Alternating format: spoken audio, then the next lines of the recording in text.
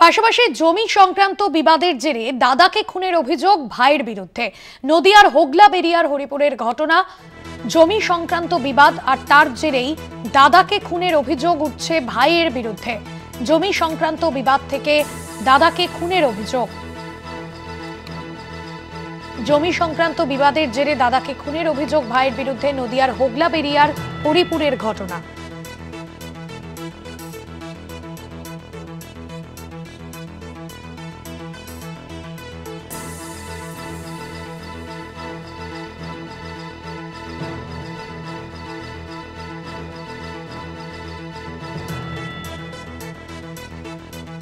নদিয়ার হোগলাবেড়িয়ার ঘটনা, দাদাকে খুনের অভিযোগ উঠছে ভাইয়ের বিরুদ্ধে। জমি সংক্রান্ত বিবাদের জেরে এই ঘটনা জানা যাচ্ছে।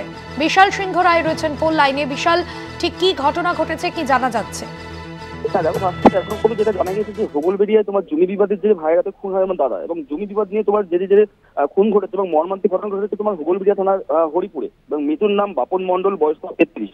পরিবার সূত্রে জানা গেছে গতকাল সকাল থেকে তোমার বাপন মন্ডলের ভাই বাপ্পা মন্ডল জমি ভাগ বাটোয়ারা নিয়ে বিবাদিত চলছিল, এবং রাতের দিকে বিবাদ চরমে ওঠে, এবং সেই সময় বাপ্পা তার মাকে মারধর শুরু করে, এবং বাপন মন্ডল প্রতিবাদ করতে গেলে তার ভাই কাঠ দিয়ে তার মাথায় তার সজোরে আঘাত করে, এবং এরপরে তিনি গুরুতর জখম হন, এবং তাকে বাঁচাতে গিয়ে তার স্ত্রী তোমার সরস্বতী মন্ডল গুরুতর জখম হন। তাদের উদ্ধার করে করিমপুর গ্রামীণ হাসপাতালে নিয়ে গেলে চিকিৎসক তাদের শিবচর জেলা হাসপাতালে স্থানান্তরিত করেন, এবং সেখানে তোমার জানা যায় যে চিকিৎসক তোমার পরবর্তীকালে বাপন মন্ডলকে মৃত বলে ঘোষণা করা হয়।